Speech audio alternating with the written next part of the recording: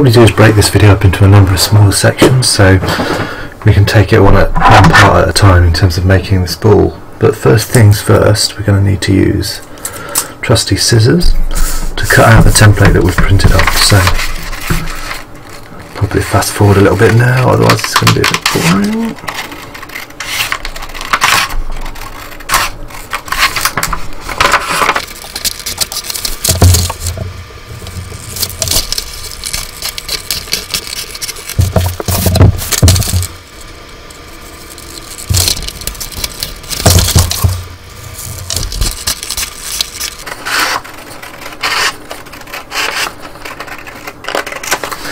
There we go. So if you've got all the right tools, of course you could use a guillotine to do that, but I don't have a guillotine. So moving on then, this is the printed template, and to fold up an origami ball like this one, what we're going to have to do is take each of these squares. I've cut one out here to make it a little bit easier, and what we're going to do is just fold it over there, fold it over there, fold it over this way, and there we go. This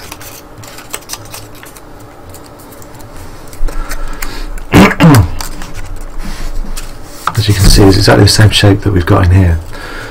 So the aim here is to get this simple set of folds to occur for every single one of these boxes on the grid. Now we can make things a little bit quicker for ourselves by starting to fold this when it's one sheet before we start getting into the diagonals. So let's kick off by doing the folds in this direction. Now because this has 16 boxes across, it's quite easy to do a perfect 50-50 by just folding straight across. Because it's 16, we can then fold to the middle as well to get the quarters. So that's our first one. Boom. And then fold to the middle to get the quarters.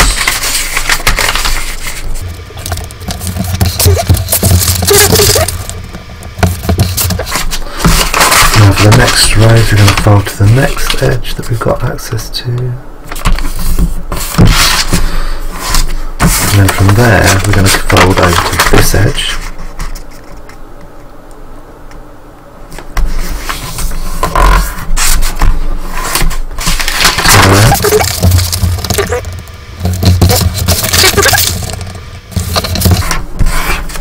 See now,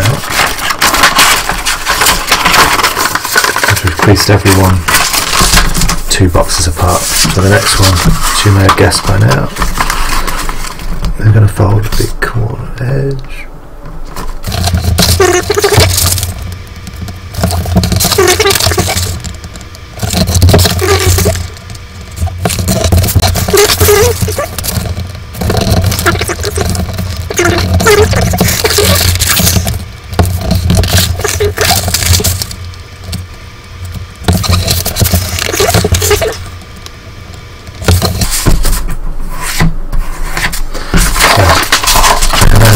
While we're folding it, you can see every single line between the 2 squares is folded. So that's step 1 of the horizontal fold. Now, horizontal fold step 2, we're actually going to turn this over, and we're going to fold each one of these in half again, like this. All over. Don't want to be a bit careful on the first one. Fold back over like that, and then again. And each time we fold one of those over, we're then going to just follow the existing crease we've already folded, and again.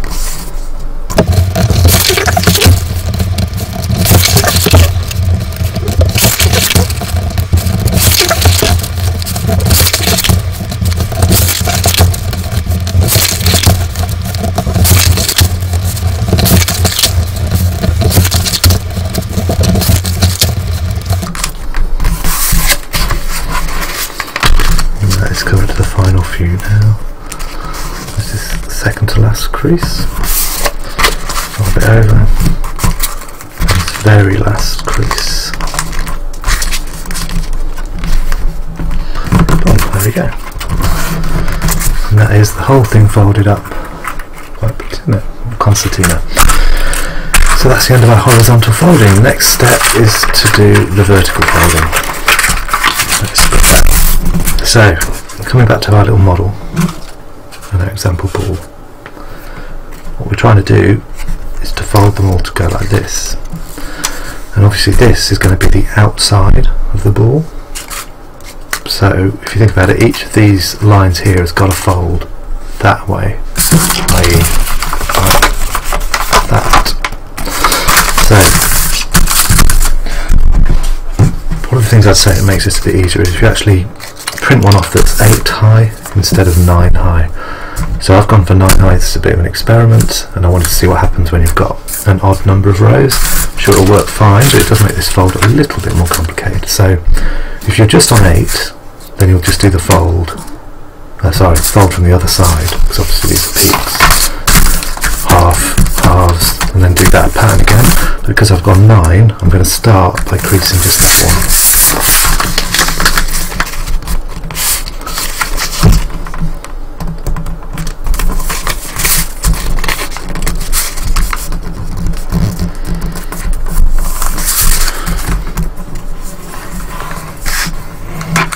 Lines do make this quite easy, so that's one. Now I can do the normal halves. Get the rest of the folds done.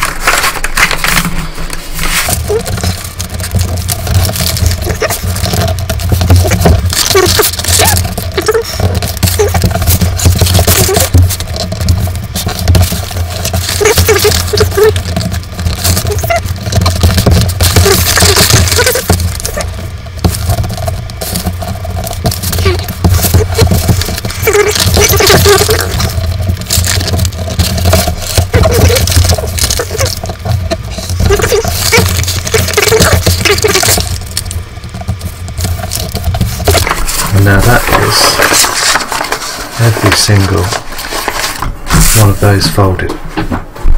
Now, much like the other time, we're now going to go in and actually fold these the other way. So exactly the same concertina we did this way, excuse me, this way. So fold over.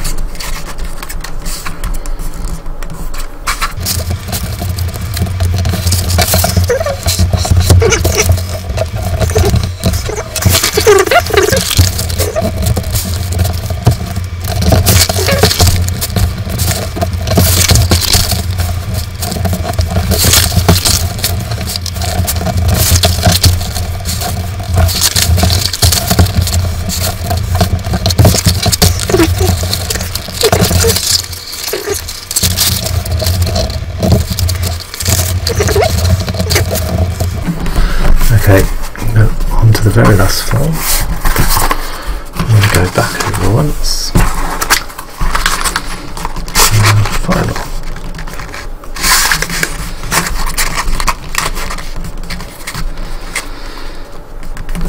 Right.